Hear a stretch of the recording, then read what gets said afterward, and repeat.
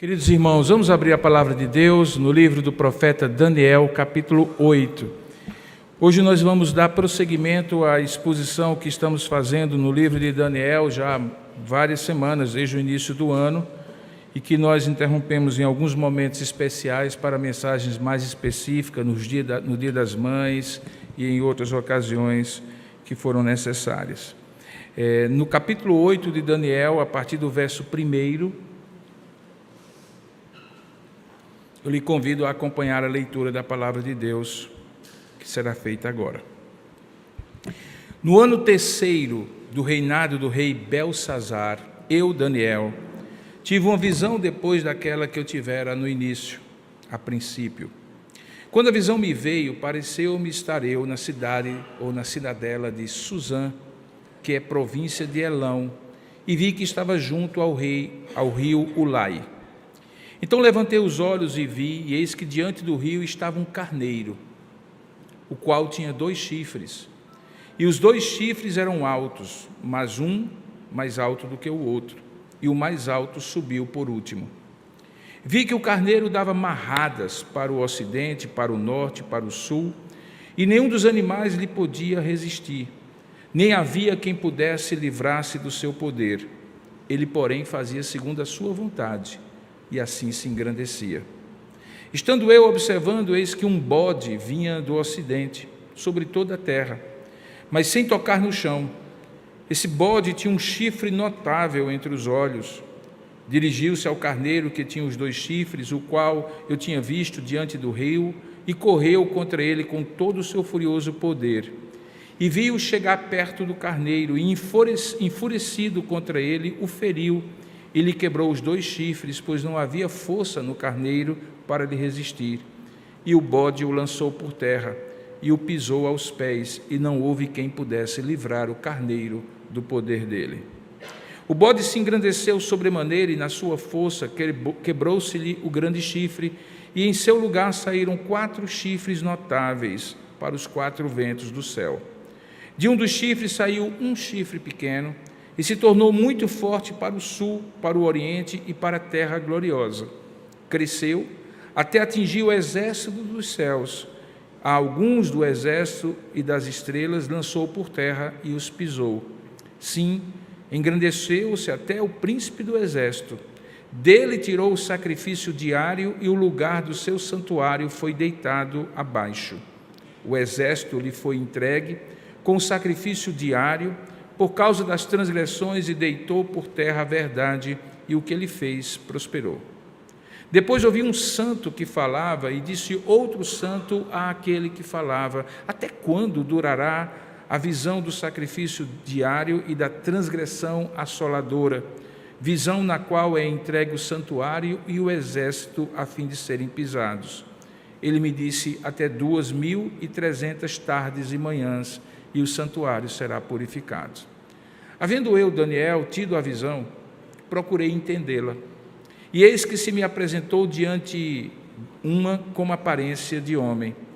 E ouvi uma voz de homem entre as margens do Ulai, a qual gritou e disse: Gabriel, dá a entender a este a visão. Veio, pois, para perto de onde eu estava, e ao chegar ele, fiquei amedrontado e prostrei-me com o rosto em terra. Mas ele me disse: entende, filho do homem, pois esta visão se refere ao tempo do fim. Falava ele comigo quando caí sem sentidos, rosto em terra.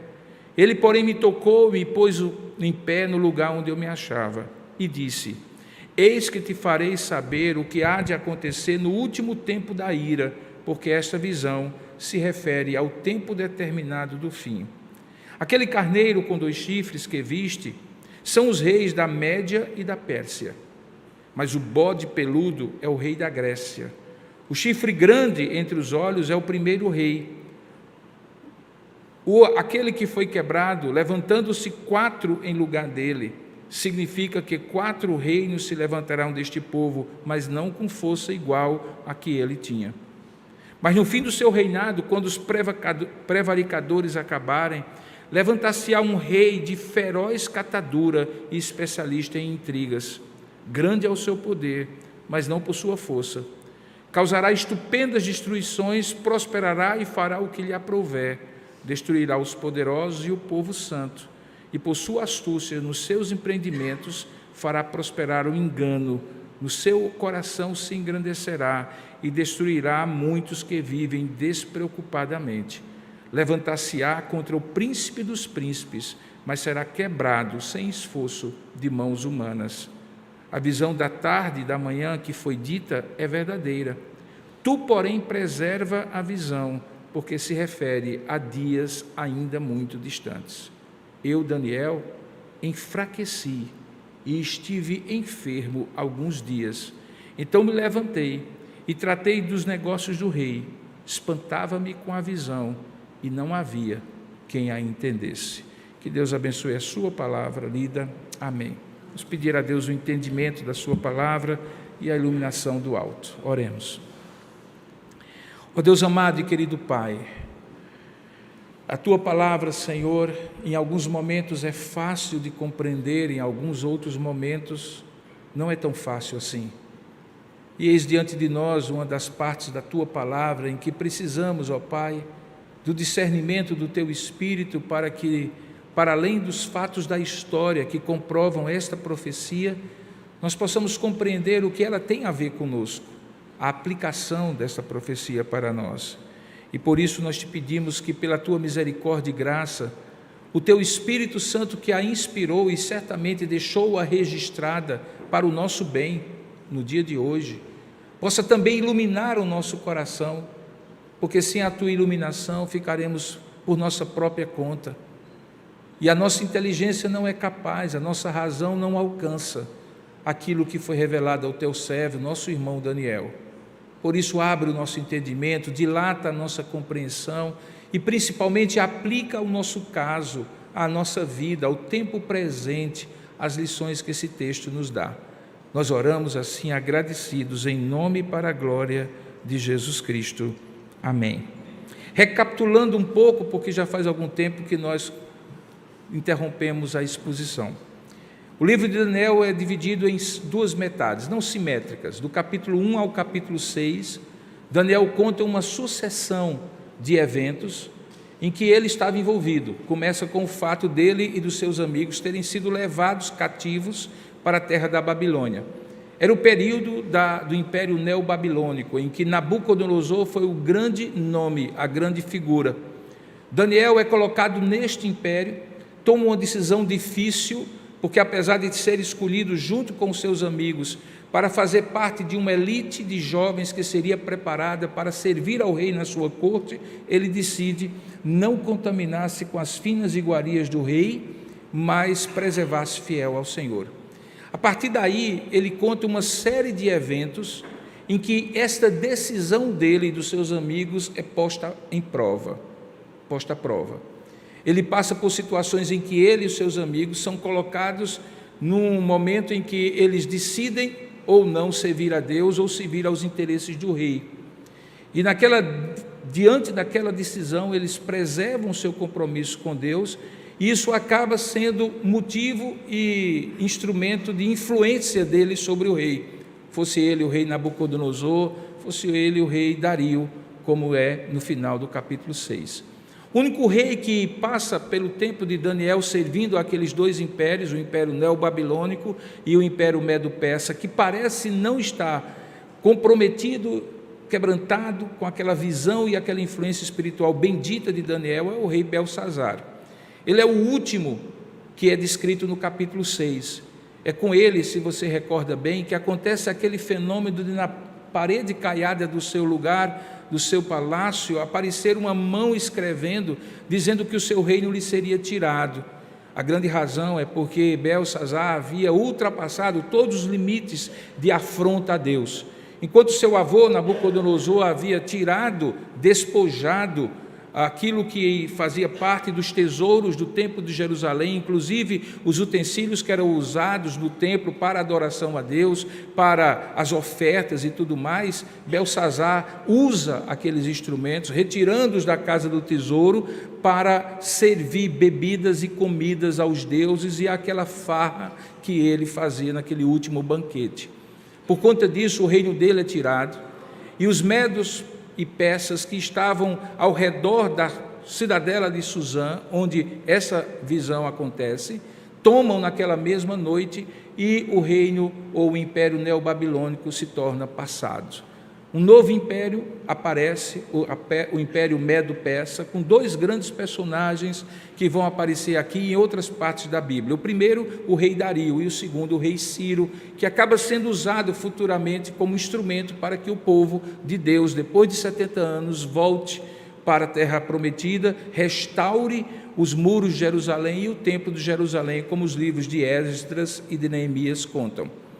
Nós estamos no capítulo 8 e os irmãos recordam que no capítulo 7 eu disse que o que acontece ali não é a maneira usual que nós devemos ler o livro de Daniel, como se fosse uma sequência do capítulo 1 ao capítulo 12, mas que nós deveríamos dobrar como numa folha de papel e vamos perceber que enquanto o capítulo de 1 a 6 está acontecendo e é a história que todo mundo vê, os fatos históricos que a história comprova, do capítulo 7 ao capítulo 12, é como se Daniel agora, não contando aquilo que está acontecendo no Palácio dos Reis, mas aquilo que Deus vindo do céu revela para ele, dobra a folha da história e mostra o que estava acontecendo nos céus, na meta-história, na história da redenção, enquanto aqueles eventos que ele conta do capítulo 1 ao capítulo 6 acontecem.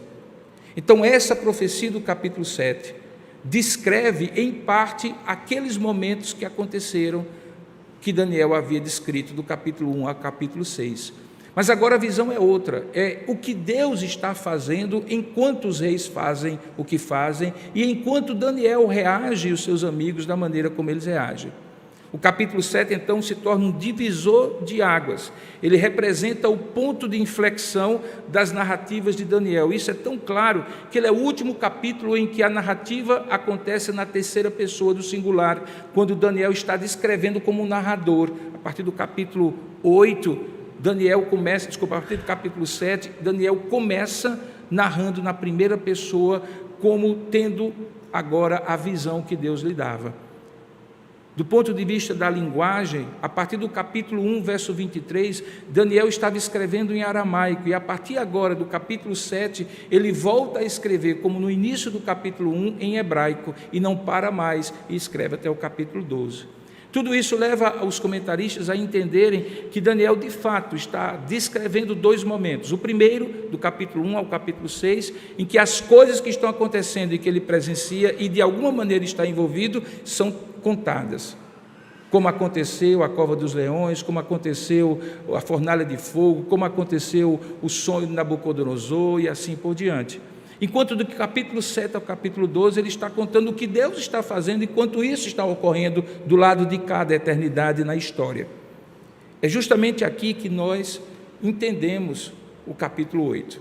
O capítulo 8 não é um apêndice, embora a linguagem pareça parecida, fala também de um pequeno chifre, como no capítulo 7, nós vamos compreender e repetir aquilo que falamos no capítulo 7. Mas, na verdade, é uma ampliação. E como fica muito claro, se você fez a leitura com atenção, que em vários momentos, aquele que revela Daniel diz que essa profecia ou esses fatos são fatos que estão próximos do fim. Esse fim não significa necessariamente o fim de todas as coisas, o fim que também nós aguardamos, quando Jesus Cristo voltar como o Deus que reina sobre tudo e sobre todos. Mas também pode representar fim de um período, fim de uma era, fim de um reino, fim de um ciclo. E é exatamente isso que Daniel está descrevendo. De modo que nessa linguagem cifrada, criptografada, com muitas figuras de linguagem, animais, chifres e coisas que às vezes nós não compreendemos, está a chave para compreender os fatos que ocorrem do ano 605 a.C., quando Nabucodonosor toma a Terra Santa, Judá, e destrói Jerusalém e o templo, até o ano 539, também antes de Cristo, quando se inicia o Império Persa. Nesse período, que durante 4 séculos, principalmente, nós conhecemos como o período interbíblico, o período entre os 2 testamentos, em que Deus silencia e nenhuma profecia acontece até que João Batista venha e começa a dizer que é o arauto, aquele que estava anunciando o Messias. Nesse período, muita coisa aconteceu na história de Israel. É nesse período, por exemplo, que os gregos dominam sobre o Império Medo-Persa. A campanha de Alexandre o Grande, que em parte acontece e é descrita no momento anterior no filme 300, que alguns de vocês assistiram. Esse período em que os medos e persas são substituídos como a grande nação da época pelos gregos, não descreve na Bíblia Sagrada necessariamente o período em que os gregos, Alexandre o Grande, depois da sua campanha rápida que assolou o Império Medo-Persa, é substituído no cenário da geopolítica mundial da época pelos romanos. Naquele período, uma grande revolta, ainda no período dos gregos, mas também no período dos romanos, ficou conhecida na história como a revolta dos Macabeus.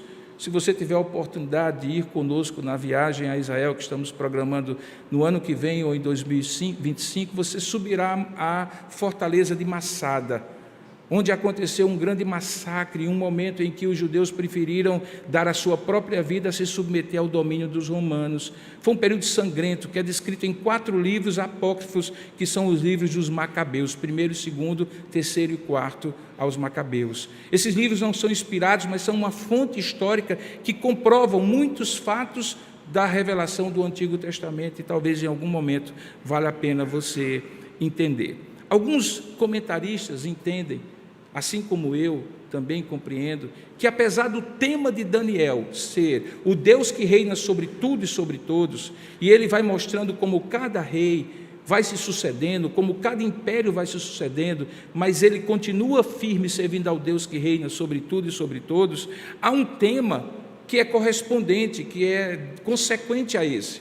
É que ao mesmo tempo que Daniel está dizendo, olha, Deus reina sobre tudo e sobre todos, e tudo vai passar, por isso eu e meus amigos temos uma atitude modelar de sermos fiéis e leais a esse Deus que não passa, cujo reino é eterno. Você lembra, como eu mencionei, que logo no capítulo 1 ele diz isso. E depois nos outros capítulos, se você colocar essas lentes para ler o texto, você vai perceber que ao mesmo tempo que Daniel está mostrando que os reinos se submetem a Deus, e quando não se submetem, são julgados por Deus e perdem o domínio e o poder, ao mesmo tempo ele está contando de como ele e os seus amigos, com essa oscilação de poder e de força, continuam fiéis a Deus, não se submetendo e devotando-se a estes deuses e aos reis que os representavam e aos impérios que se expandiam mais do que ao próprio Deus. Deus continua sendo o único a quem eles se submetem. Nesse capítulo em particular, você vai ver que ele se divide em 2. Do verso 1 até o verso 14, você vê que está descrita a visão, e é uma visão. Lembre que no capítulo 7, Daniel estava dormindo, teve um sonho, e no sonho várias visões, ou como eu preferi chamar, vários cenários que iam acontecendo no seu sonho. Aqui não. Aqui Daniel estava consciente, não estava dormindo, estava em estado de alerta, portanto ele teve de fato uma visão, aquilo que nós chamaríamos talvez de um êxtase espiritual, de uma epifania, semelhante ao que o profeta Ezequiel diz ter também nesse período. Se você for para o texto comigo e voltar para ele, você vai perceber que ele começa situando no tempo e no espaço quando isso acontece. Ele diz no verso 1, no ano 3º do reinado do rei Belsazar, aquele da parede e que foi deposto por Deus. A primeira visão do capítulo 7 tinha acontecido no 1º ano desse rei. Portanto, agora no capítulo 8 foi no 3º ano. Da primeira visão para a segunda visão, 2 anos haviam se passado. Diz Daniel que ele teve uma visão, depois dessa visão 2 anos antes, que ele tivera a princípio. E ele estava, no verso 2 é dito, na cidadela de Suzã. Suzã era uma grande fortaleza que ficava na fronteira da Babilônia, separada do mundo exterior por um grande canal, que era o canal do rio Ulai. Esse canal tinha sido feito de maneira artificial pelos babilônicos, como se fosse um grande fosso que protegia essa cidadela. Naquele banquete de Belsazar, os impérios medo-persas estavam do outro lado do canal, enquanto eles faziam festa do lado de cá, na cidadela de Suzã. como que numa atitude autossuficiente, sem perceber que todo o Império Medo-Persa e o seu exército estavam cercando a cada um deles. Pois bem, naquele mesmo lugar, quando ele estava na cidadela de Suzã, veja aí no verso 12, que é da província de Elão, ele viu aquilo que ele descreve. E o que é que ele vê? Ele vê 2 animais. O primeiro animal ele descreve assim, era um carneiro que tinha 2 chifres. Você já sabe que chifre, na linguagem apocalíptica, na linguagem profética, simbólica, significa poder. Então esse carneiro, ele tinha 2 poderes, 2 capacidades, 2 impérios. Eles representam, como nós vamos ver no versículo 15 em diante, esse reino misturado dos medos e dos persas. Um deles, ambos eram altos, portanto eles eram poderosos, porém um era mais alto do que o outro, porque foi exatamente isso que aconteceu quando os medos tomaram conta do império sobre os persas e, como diz o verso 3, o mais alto subiu por último. Ele descreve que esse carneiro tinha uma atitude de dar marradas para o ocidente, para o norte e para o sul.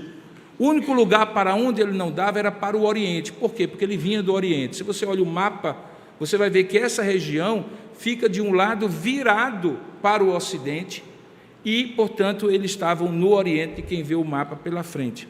E nenhum dos animais, ou seja, nenhum dos outros reinos lhe podia resistir, nem havia quem se livrasse do seu poder. Ele fazia tudo segundo a sua vontade e assim se engrandecia.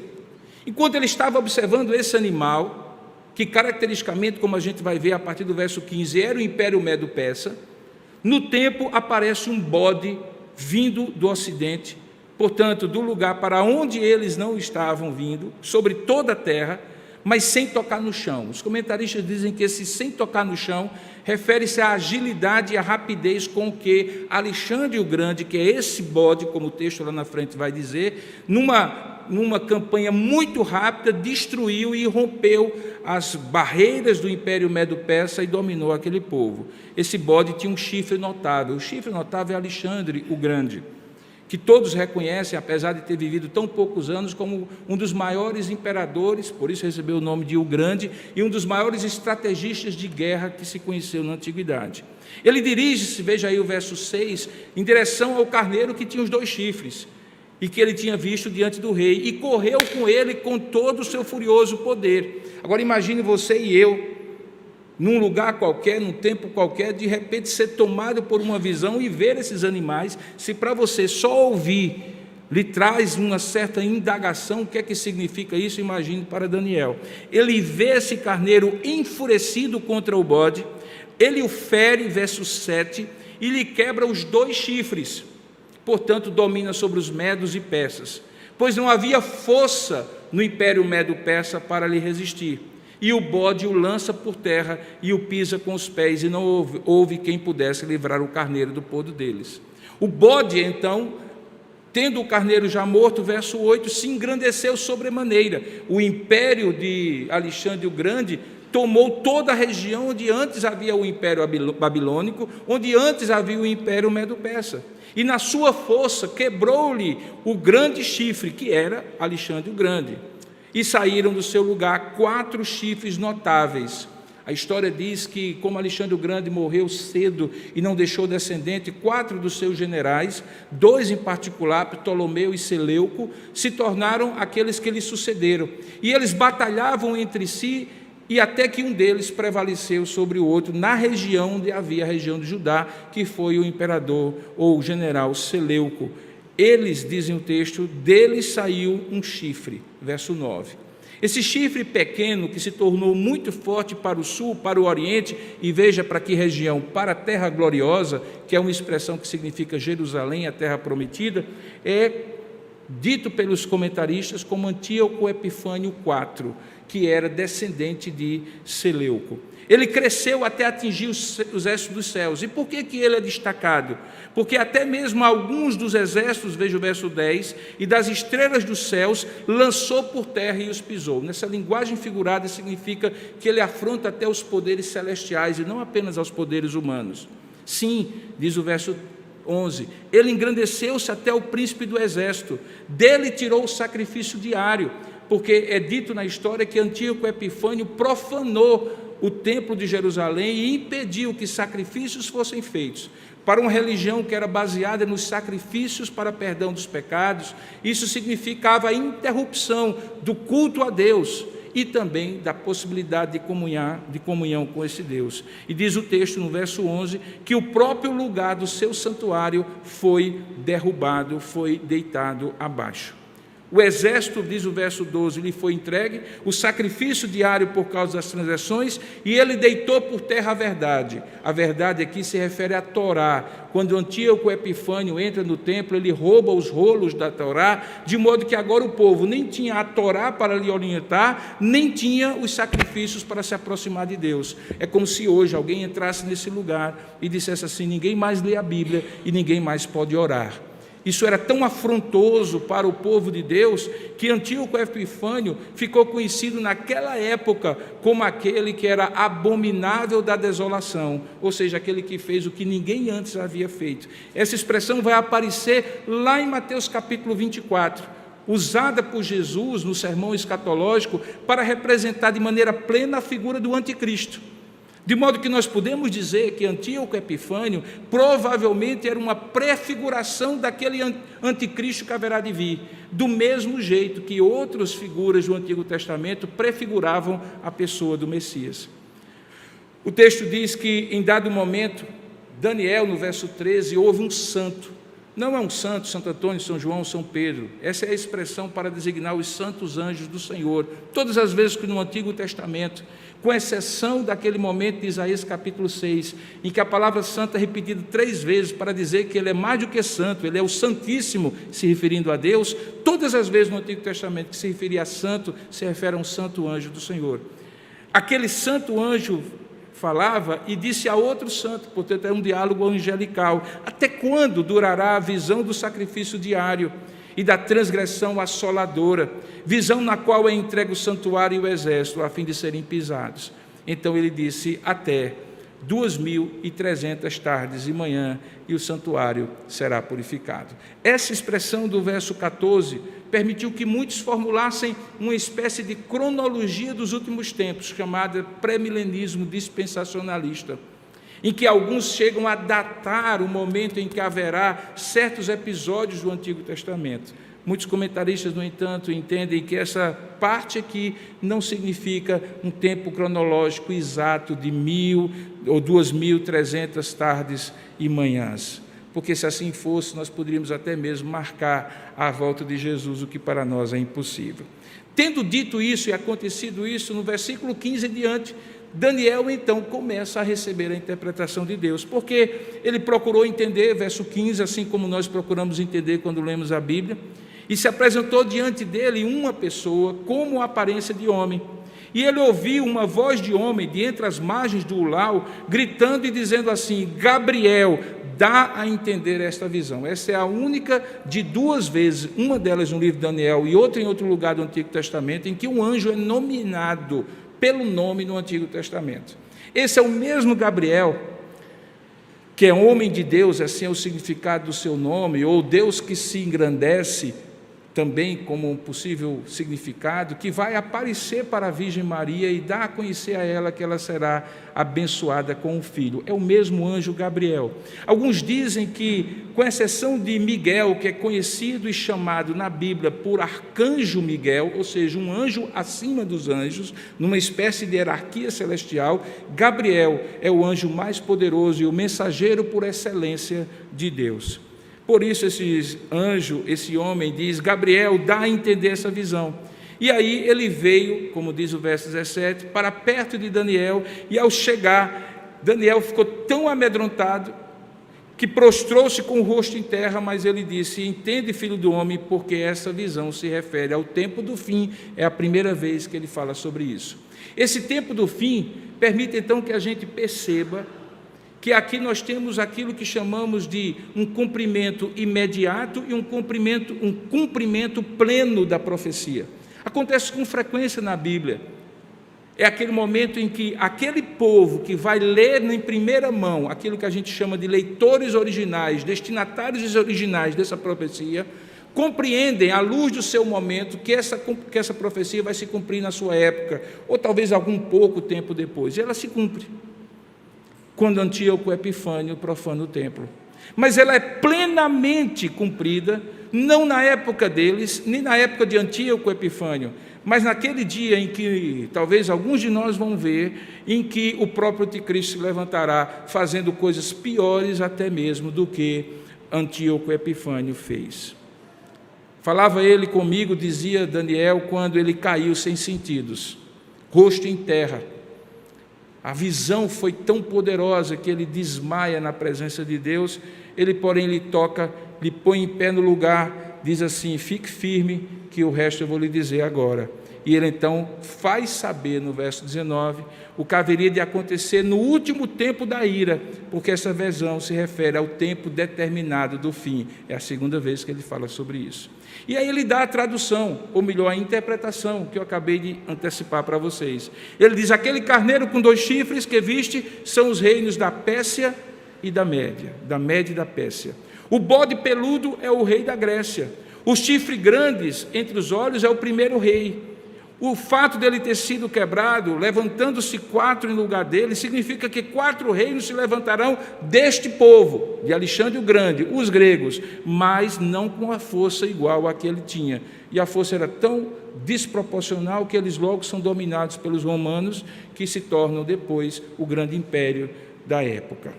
No fim do seu reinado, quando esses previcadores acabarem, levantar-se-á um rei de feroz catadura e especialista em intrigas. Os historiadores dizem que Antíoco Epifânio não era um dos generais mais violentos apenas, generais de Alexandre o Grande, mas ele também era um dos que maquinavam de maneira mais estratégica, de modo que ele não apenas era um homem arguto, estrategista, capaz de manipulações, de intrigas, de inserir nos outros 3 generais herdeiros de Alexandre situações em que eles se gladiavam entre si e se enfraqueciam para que ele pudesse prevalecer.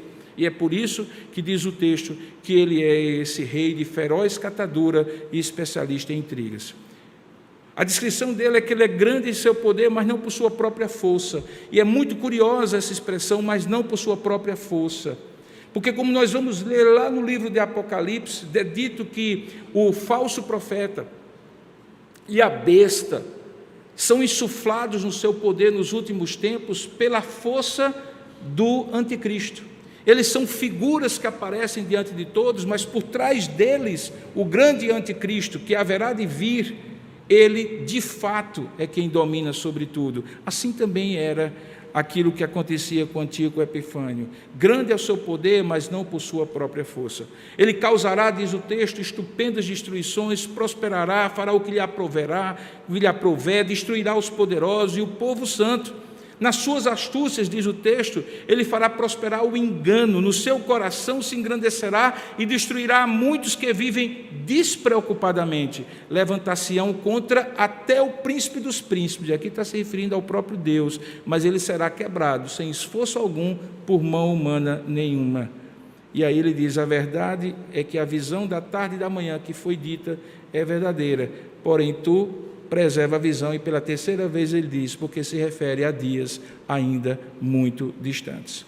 Daniel conclui dizendo que aquela visão o enfraqueceu, ele esteve enfermo por alguns dias, depois se levantou, trabalhou lá nos negócios do rei, porque ele era um palaciano, mas ele ainda se espantava com a visão e não havia quem a entendesse.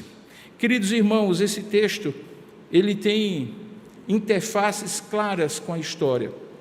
Esse texto ele é tão claro no seu cumprimento na história que alguns comentaristas liberais, duvidando que ele pudesse ter sido inspirado previamente por Deus, porque não creem, na verdade, no sobrenatural, eles chegam a afirmar que, na verdade, esse texto foi escrito depois dos fatos e, portanto, ele consegue ser tão preciso porque os fatos já tinham acontecido. Para nós, no entanto, que cremos que Deus conhece todas as coisas e é Ele que dá a entender previamente as coisas que haverão de acontecer, porque determinou todas elas, nós não temos dúvida nenhuma que a visão que Deus deu a Daniel era precisa e se cumpriu no tempo e na história, naqueles reinos medo-persas, antes dele o neobabilônico, o grego e o romano.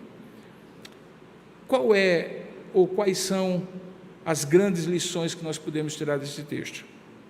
Perceba que a grande diferença entre os reis que vão sendo descritos segundo a narrativa de Daniel não é o poder deles. O que realmente descreve a diferença entre eles, de um Nabucodonosor para um Belsazar, de um Belsazar para um Ciro depois, é que cada um deles, sendo o imperador, por mais poderoso e por mais grandioso que fosse o seu reino, só tinha duas opções: ou tentava subverter a ordem da autoridade divina e ser ele mesmo o único que controlaria supostamente o tempo e a história, e se tornaria um Deus no lugar do próprio Deus, sendo o Deus que reinaria supostamente sobre tudo e sobre todos.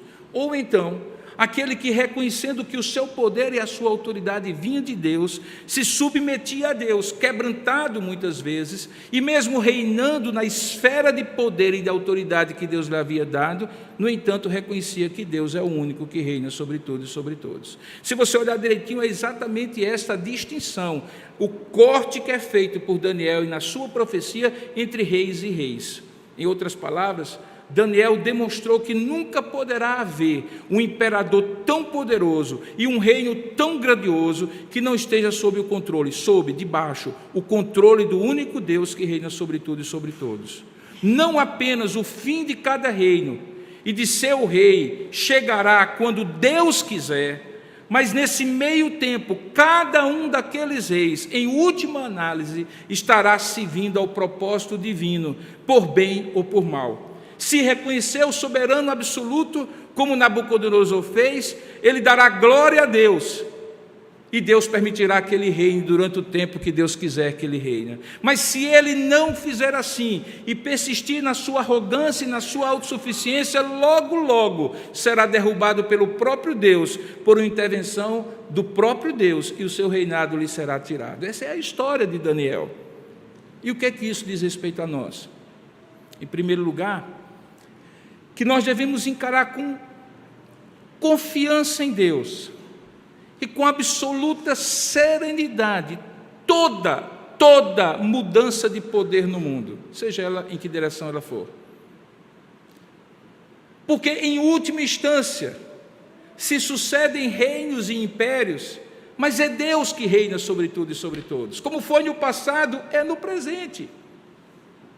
Não há um único poder neste mundo: poder da tecnologia, da economia, da política, dos exércitos, da religião, que em última instância não esteja debaixo do controle de Deus, e ainda que seja moralmente responsável por seus atos, acabará cumprindo por seus atos um propósito que ele, sabendo ou não, Deus já determinou. Novamente, vale a pena lembrar a expressão que Martinho Lutero usava até para o próprio diabo, que é o maior opositor de Deus, quando ele diz que o diabo é o pobre diabo de Deus. E ele compara o diabo como um cachorro sustentado pela mão divina com uma coleira e uma correia. E Deus solta até a hora e o momento que Ele quiser, e o retém, tendo controle absoluto. Agora, se Deus faz isso até com o próprio diabo, o que não fará Deus com os reis e imperadores do tempo passado, como Ele fez, e do tempo presente? Portanto, encare com confiança em Deus e serenidade, porque toda mudança de poder no mundo não acontecerá se Deus não tiver um propósito para acontecer. Isso não significa passividade, mas significa que eu tenho que ter foco no que é essencial, como fez Daniel. E qual é o essencial para Daniel, e qual era o essencial para Daniel, e qual é o essencial para mim? O essencial é exaltar Deus sobre todos os poderosos, chamando-os ao arrependimento e à confiança em Deus, por meio de palavras e atitudes de lealdade a Deus, como aquele que reina sobre tudo e sobre todos. Isso só você pode fazer, isso só a igreja pode fazer. Partidos políticos não fazem isso, associações de moradores não fazem isso, associações de classe não fazem isso, exércitos não fazem isso. Esta missão de pregar o arrependimento e a confiança no Deus que reina sobre tudo e sobre todos, Deus deu à igreja, e particularmente a você. Foque no essencial, não perca tempo em compreender ou em tentar interferir nas mudanças de reinos e imperadores que Deus tem sob o seu controle. Em segundo lugar, significa que, assim como Daniel, nós devemos servir com nossos dons e talentos na condição de cidadãos e súditos desses reinos daqui da terra, mas preservar o nosso coração puro quando eles nos pedirem uma devoção acima da devoção a Deus, mesmo que isso nos custe a vida. Vez por outra, eu tenho a impressão que alguns temem mudanças de poder porque talvez não tenham a coragem de morrer e dar a sua própria vida se esses reinos poderosos tentarem nos submeter na nossa confiança e fé a eles. A nossa confiança e fé é a Deus. E se por acaso chegar ao ponto extremo que nós tivermos que dizer, antes obedeçamos a Deus do que aos homens, e se isso nos fizer presos e mortos, a nossa confiança no Deus que reina sobre tudo e sobre todos nos dará serenidade para encarar todas as circunstâncias. Portanto, sirva com dons e talentos no tempo presente, nos lugares em que você está, exerça seus direitos e deveres como cidadão e súdito, mas não foque nisso, porque tudo aquilo que não for eterno é eternamente inútil, como diria C.S. Lewis. Muitas vezes a energia e o foco que temos dedicado a essas questões tem nos tirado o foco naquilo que é essencial, a mensagem que só nós recebemos, que ninguém mais recebeu, e a autoridade que só Deus nos deu, e não deu a ninguém mais, como sua igreja, aquela que tem as chaves do reino, e se pela pregação do evangelho abrir, elas serão abertas, se fechar, elas serão fechadas. Isso Deus só deu à igreja. Em terceiro lugar, devemos entender que proporcionalmente cada um de nós é um rei. Em que sentido? Deus nos deu esferas para reinar. Quando Abraham Kuyper estabelece o pensamento junto com outros neocalvinistas holandeses de que o mundo é regido pelo Deus soberano por intermédio de esferas de poder e autoridade, ele estabeleceu algumas. Ele diz: existe uma esfera chamada família, em que o Estado e a igreja não podem interferir.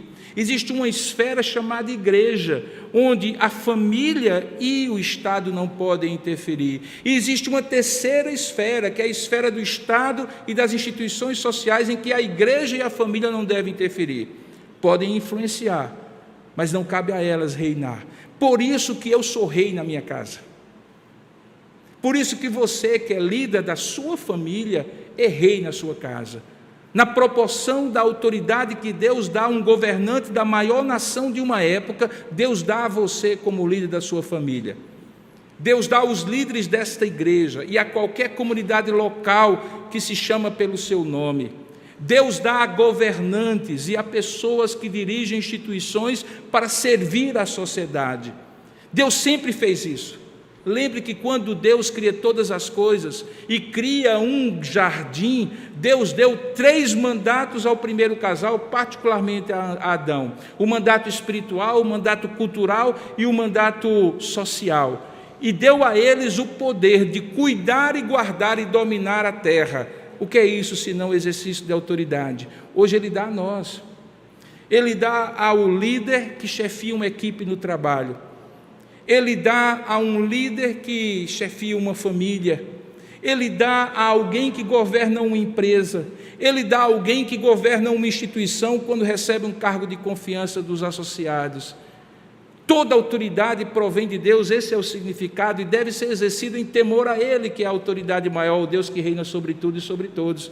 Portanto, se eu, que não sou Nabucodonosor, mas sou marido de Séfora, pai de Micael, Manuel e Gabriel, não fizer aquilo que Nabucodonosor fez, quando se submeteu a Deus, quebrou o seu coração, e num momento de maior arrogância reconheceu que não era ninguém a não ser um súdito de Deus para o exercício do seu poder e do seu governo, eu terei o destino de Belsazar. Porque Deus não dá nem a sua glória, nem a sua autoridade a ninguém. A autoridade delegada que Deus dá a você, exerça-o no espírito de quebrantamento que esses reis exerceram, porque proporcionalmente cada um de nós é um rei, sobre um reino mais restrito, que pode ser a família que lideramos, a equipe que trabalhamos, que gerimos, qualquer outra delegação de autoridade da parte de Deus. Nós não podemos ser déspotas nem tiranos. E se você olhar todas as recomendações de como um esposo deve se comportar, de como um líder deve se comportar, de como um pastor, um presbítero, um diácono, oficiais da igreja, de como um governante deve se comportar, você verá o mesmo princípio, que ele recebeu uma autoridade delegada e deve dar conta da autoridade que recebeu diante de Deus e diante daqueles que ele lidera, mas não como déspota, nem como tirano, mas como aquele que ama e por isso serve. E porque serve, lidera da melhor maneira possível, porque não existe liderança melhor do que a liderança que serve. O próprio Senhor Jesus diz que ele não veio para ser servido, mas para servir. E como serve, ele se tornou rei de todos aqueles que foram servidos por ele com o seu evangelho. Portanto, não podemos ser déspotas nem tiranos. O nosso papel é levar todos que estão debaixo da nossa autoridade à submissão a Deus como autoridade absoluta. E em quarto e último lugar, devemos manter a nossa perseverança até o fim, porque dias ainda mais difíceis virão. Mas há uma pedra pequena, lembra da visão? Há uma pedra pequena vinda do céu que derruba a estátua do sonho de Nabucodonosor. Ela destrói todo o poder que se levanta contra Deus e ela nos preservará para reinar com Ele. Quem é essa pedra? A pedra angular, Jesus Cristo, o Rei que é Rei sobre tudo e sobre todos. Ninguém resiste ao seu poder.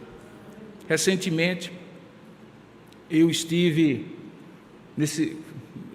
Tenho falado nesses últimos 6 meses em mais de 8 igrejas que comemoraram 135, 140, 150 anos de existência. Eu fico sempre muito surpreso porque a nossa só tem 23. E sempre muito impactado. Eu fui seminarista e fui pastor auxiliar da igreja central dessa cidade, da primeira igreja, conhecida na época como igreja central, e que hoje é a primeira igreja, que nesse ano completará 139 anos. Uma igreja que completa 139 anos, 140 anos, ela viu acontecer nada mais, nada menos do que 32 mudanças de poder no país. 32 presidentes diferentes nesse período. E a igreja passou. Gerações anteriores serviram a Deus, morreram e estão com o Senhor, passaram o bastão para novas gerações, e isso aconteceu ao longo de todo esse tempo, e essa igreja permaneceu.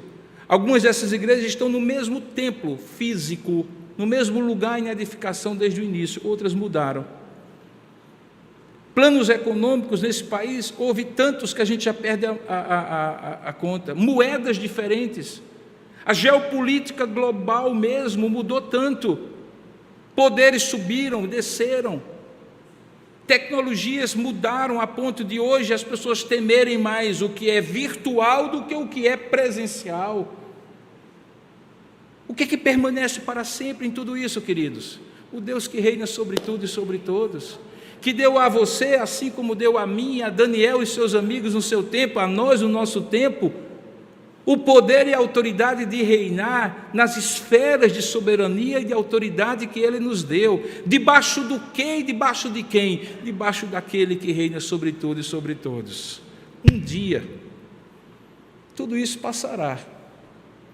Se estivermos vivos, veremos a gloriosa visão da última trombeta sendo soada e o reino vindo dos céus buscar a nós para reinar com eles. Se tivermos já partido desta vida, nós seremos ressuscitados primeiro e nos juntaremos aos vivos para ver a mesma cena gloriosa. Esse rei que reina sobre o trono, que foi visto por João no Apocalipse, aqui como foi visto por Daniel no seu livro, é o Deus a quem anjos, anciãos e toda a miríade de seres celestiais cantava, aquele que é digno de receber a honra, a glória e o louvor, a Ele seja dada. Portanto, nós fazemos parte de um reino que não tem fim. Mantenhamos a nossa confiança, a nossa serenidade, exerçamos a nossa autoridade na função que Deus nos deu, no limite que Deus nos deu. Quem lidera, que lidere, como Cristo lidera a sua igreja. Quem é liderado, que se submeta, como Cristo diz que a igreja tem que se submeter a Ele. Porque, afinal de contas, todos nós, em algum momento, somos liderados e somos líderes. Em algum momento da vida, estamos à frente ou seguindo alguém. Mas em todos os momentos, nós estaremos seguindo a Jesus, o autor e consumador da fé, o Deus que reina sobre tudo e sobre todos. Eu não sei vocês, eu acho que Daniel desmaiou, bateu os joelhos diante de Deus porque a visão era forte. Mas agora, ouvindo o que ele contou e sabendo que na história aquilo que ele viu já aconteceu em grande parte, a sensação que eu tenho é de uma grande e serena alegria e paz de espírito, porque tudo que foi dito aconteceu, e tudo que ainda não aconteceu acontecerá, e Deus estará no controle sobre tudo e sobre todos. Regozijemo-nos com isso, descansemos no Senhor, confiamos nele e façamos a nossa parte. A nossa parte é proclamar que ele reina, que ele é Deus, que reina sobre tudo e sobre todos. Que Deus abençoe você. Amém. Curva sua cabeça por um instante e peça a Deus que assim seja na sua vida. Ó Deus amado, nós te pedimos que em nome do Senhor Jesus, que reina, o Rei que reina, nós possamos ser capazes de ver os sinais do teu reino, da tua ação soberana em cada detalhe da nossa vida. Que nós confiemos na tua providência, que provê o que precisamos, que nos protege daquilo que nos ataca e que direciona a nossa vida no sentido daquilo que glorifica o teu nome. Ajuda-nos a exercer, cada um de nós no exercício da sua liderança, uma liderança de quebrantamento e de serviço àqueles que nós lideramos, porque ao fazer isso estaremos servindo a Ti, que é Senhor sobre tudo e sobre todos.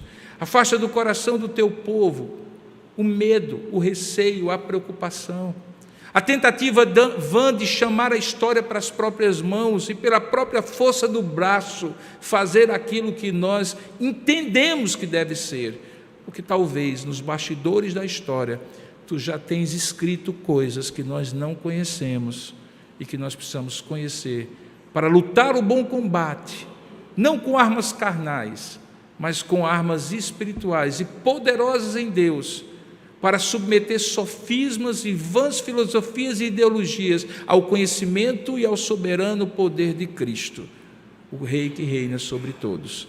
Nos abençoa para fazer isso em casa, na igreja e na sociedade. É isso que nós oramos, em nome e para a glória de Jesus. Amém, Senhor. Deus nos abençoe.